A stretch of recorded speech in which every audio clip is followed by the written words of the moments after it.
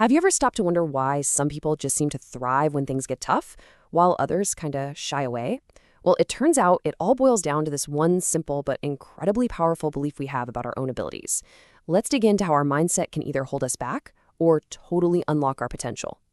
So just think about it for a sec. A real challenge pops up in your life. What's that gut reaction? Do you lean into it, excited, or do you find yourself backing away?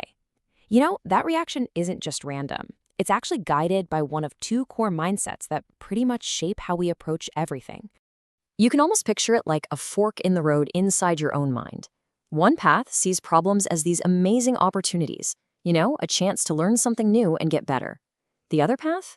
Well, that one leads to avoiding those exact same problems, mostly because there's this deep down fear of what might happen if you fail. Okay, so where did these ideas come from? They were actually defined by a Stanford University professor, Dr. Carol Dweck, and she gave them two really distinct names that just perfectly capture what they're all about: the fixed mindset and the growth mindset. Let's break down exactly what she meant by that. So first up, we've got the fixed mindset. This is the belief that your intelligence, your talents, all your basic abilities, they're just set in stone. You get a certain amount and that's it. That's your lot in life. People with this mindset tend to think that these traits alone are what make you successful, so they often spend more time proving what they've already done instead of trying to develop new skills. But then on the flip side, you have the growth mindset. This is the core belief that your abilities can be grown, that they can be developed through dedication and good old-fashioned hard work. This whole view just creates a genuine love for learning, and it turns life from this series of pass-fail tests into an exciting journey of discovery. And this table just lays it out perfectly. Look at the core difference. With a fixed mindset, you believe your qualities are just built in, they're unchangeable. But with a growth mindset, you see your abilities as things you can actively build through practice. One is like a final statement about who you are. The other is all about the process of who you can become. It's a huge difference. So to really make this sink in, let's bring it to life. We're going to follow the stories of two imaginary kids, Jay and Anne. By watching them, we'll see exactly how these two very different mindsets play out in the real world, day by day. All right, picture this. It's gym class, and the teacher rolls out the vaulting horse. Jay, with his fixed mindset, immediately thinks, no way. His absolute biggest fear is trying and failing, because then he'll look stupid. But Anne?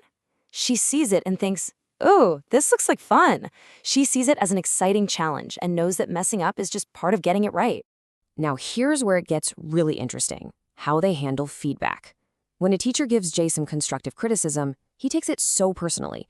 It feels like an attack on his intelligence, on who he is. Anne, on the other hand, she actually welcomes it.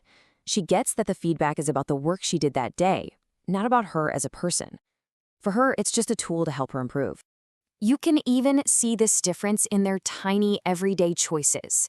Jay always takes the easy route. He'll choose the escalator over the stairs, every time. The second his guitar lessons get a little tough, he's ready to quit. Anne does the exact opposite. She takes the stairs. She practices her drums for 15 minutes every single day. Not because it's always fun, but because she understands that effort is the key that unlocks mastery. And this mindset thing, it even changes how they see their friends doing well. When Jay's friends succeed, he actually feels threatened. Their success just puts more pressure on him. But Anne, she's genuinely inspired. When her friends accomplish something great, she sees it as proof of what's possible, and it just motivates her to push herself even more. Okay, so these aren't just cute stories about kids. These patterns, they don't just go away. They actually solidify as we get older, and they have a massive impact on our adult lives, shaping everything from our careers to, believe it or not, the actual physical structure of our brains. So let's fast forward. Imagine Jay and Anne are all grown up, and they're both interviewing for the exact same job. Let's just ask the simple question: who gets hired? Well, it's pretty clear that modern companies are actively searching for people just like Anne. And why is that? It's because employees with a growth mindset are the ones who stick with problems. They're persistent. In fact, there's a really clever interview trick some managers use. They'll ask candidates if they think great managers are just born that way, or if management is a skill that can be learned. You can probably guess which answer gets you the job. And here's the really cool part. This isn't just psychology, it's biology. Neuroscientists have actually confirmed that the brain is not a fixed organ at all.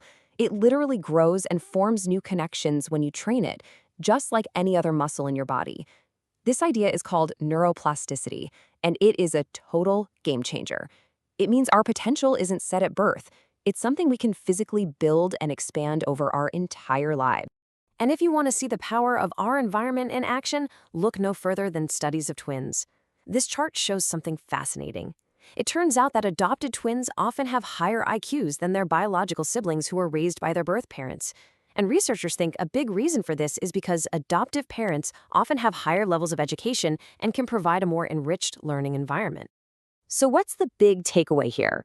It's that the environment you're in, the beliefs you adopt, the whole nurture side of the equation, can actually be more powerful than your nature. That is such a profound idea because it puts so much of our potential right back into our own hands. Okay, so we've learned all this cool stuff. The big question now is, what do we do with it? Let's talk about the path forward and what it might take to really lean into a growth mindset in your own life. The writer Samuel Beckett, he just nailed the whole spirit of this with his amazing quote. It's not about trying to avoid failure. That's impossible. It's about learning how to fail better each time. And that idea right there, that is the absolute heart of the growth mindset. And that really leads us to the final and maybe the most important question. The truth is, we all have moments where we fall into both mindsets. But is it really possible to make a permanent switch, to fundamentally change that default setting in our brains and truly embrace a life of growth? What do you think?